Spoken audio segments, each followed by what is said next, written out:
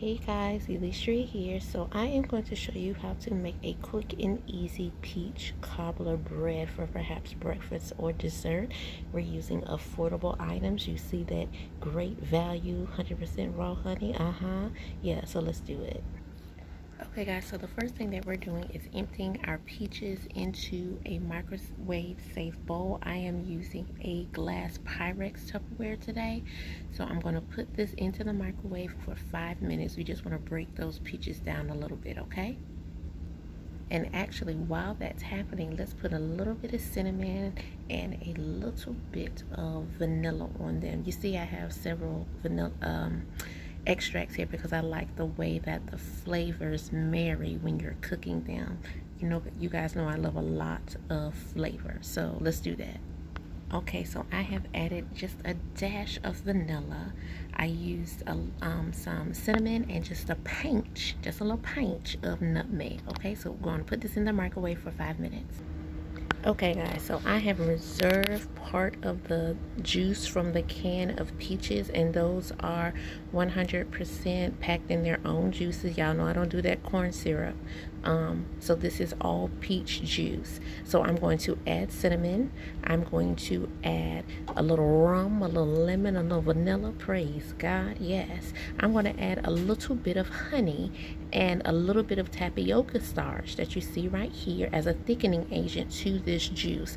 Now remember, this is a small portion, so you don't need a lot, so I'll show you when I add them.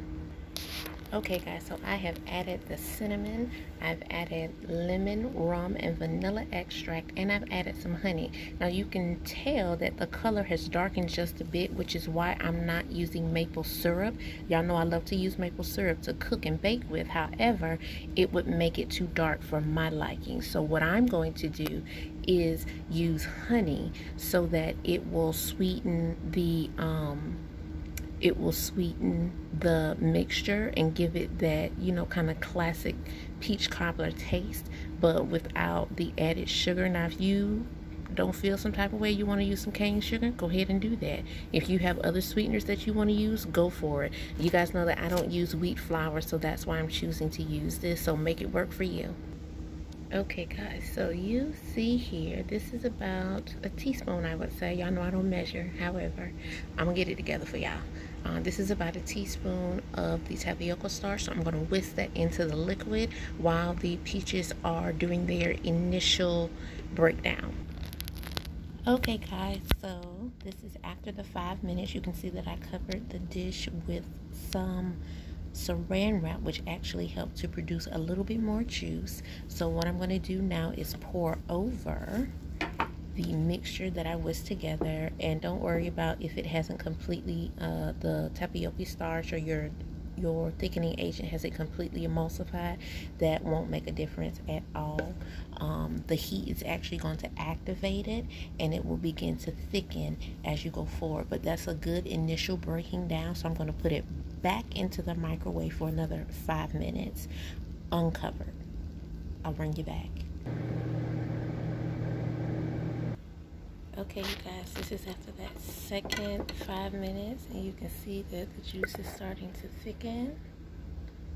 It's beginning to thicken, and the longer it cooks, it will thicken and thicken, which is what we want. Just like some good old peach cobbler. Amen. So now we're going to work on the bread, the cake, quote unquote, that is going to go over the top. So that will be like the pastry or the biscuit topping, depending on what you like. I'm team pastry, but this is a bread, so that's why we're doing it different. So here we go. Okay guys, so I have mixed, I added in like a ½ teaspoon more of the tapioca starch. Don't worry about it. I did mix it in just a little bit, but the heat will take care of it, and you're going to pour the bread batter on top of it. So don't worry if it's not completely emulsified. It will be okay, I promise. Just because I don't want the cake to be soggy or the bread to be soggy, so I want it to thicken up a little bit more, and the heat will take care of that. So I am going to, one thing I didn't mention is that I'm using baking powder, not baking soda, as the leavening agent. That means to help it rise. Okay, I don't use yeast. And so I'm using the baking powder as a leavening agent to help it rise. And I use a cap and a half, a capful and a half of a cap of apple cider vinegar as the activating agent. So I could use lemon juice. If I had a fresh lemon, I would have used a fresh lemon in this recipe. But I'm using that, and you won't taste it, I promise, but I'm using that in the bread. So I'll bring you back when I add the batter.